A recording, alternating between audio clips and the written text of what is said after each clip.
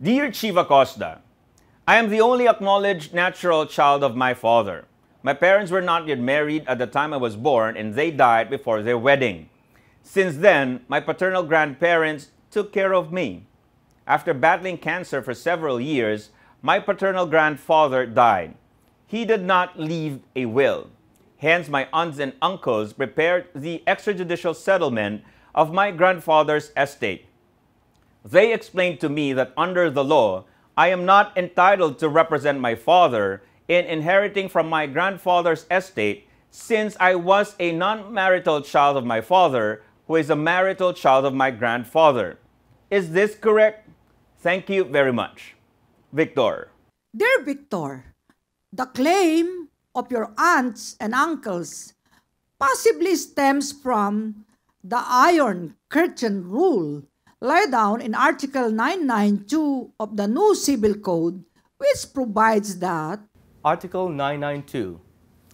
An illegitimate child has no right to inherit ab intestato from the legitimate children and relatives of his father or mother, nor shall such children or relatives inherit in the same manner from the illegitimate child. On the other hand, the statement of the Honorable Supreme Court en banc in Aquino versus Aquino, under the ponencia of Honorable Associate Justice Mario Victor F. Leonen, is very clear. A child whose parents did not marry each other can inherit from their grandparent by their right of representation, regardless of the grandparent's marital status at the birth of the child's parent. In the case of Aquino, the Honorable Supreme Court en banc revisited the Iron Curtain Rule and thoroughly discussed the right of a non-marital child to inherit from his or her grandparents by right of representation, together with the insights of the two amici curiae appointed by the court, Dean Cynthia del Castillo and Professor Elizabeth Aguiling Pangalangan, as follows. This court abandons the presumption in Regre, Corpus Diaz, and In Re Suntai, among others, that non-marital children are products of illicit relationships or that they are automatically placed in a hostile environment perpetrated by the marital family. We are not duty-bound to uncritically parrot archaic prejudices and cruelties, to mirror and amplify oppressive and regressive ideas about the status of children in family life. The best interest of the child should prevail. We adopt a construction of Article 992 that makes children, regardless of their circumstances of their births, qualified to inherit from their direct ascendants, such as their grandparent by their right of representation. Both marital and non-marital children, whether born from a marital or non-marital child, are blood relatives of their parents and other ascendants. Non-marital children are removed from their parents and ascendants in the same degree as marital children. Non-marital children of marital children are also removed from their parents and ascendants in the same degree as non-marital children of non-marital children. The interpretation likewise makes Article 992 more consistent with the changes introduced by the Family Code on obligations of support among and between the direct line of blood relatives.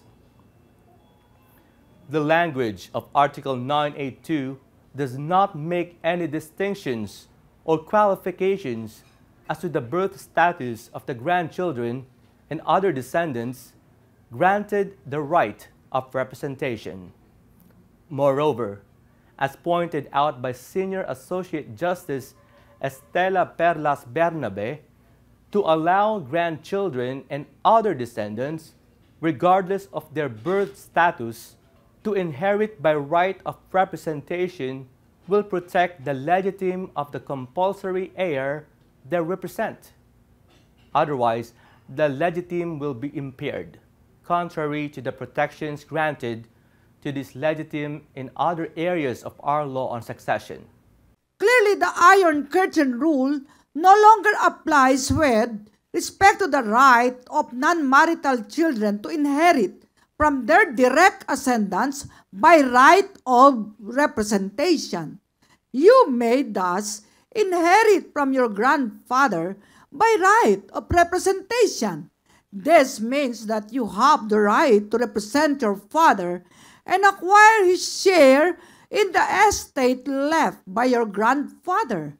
Should your aunts and uncles insist on excluding you, you may enforce your right in court by proving your filiation with your father. We hope that we are able to answer your queries. Please be reminded that this advice is based solely on the facts you have narrated and our appreciation of the same. Our opinion may vary where other facts are changed or elaborated. Tomorrow, we'll look into another question from our viewers and readers of Dear PAO. This is your host, Dr. Persida B. Rueda Acosta, DSD, the Chief Public Attorney of the Republic of the Philippines. Goodbye for now!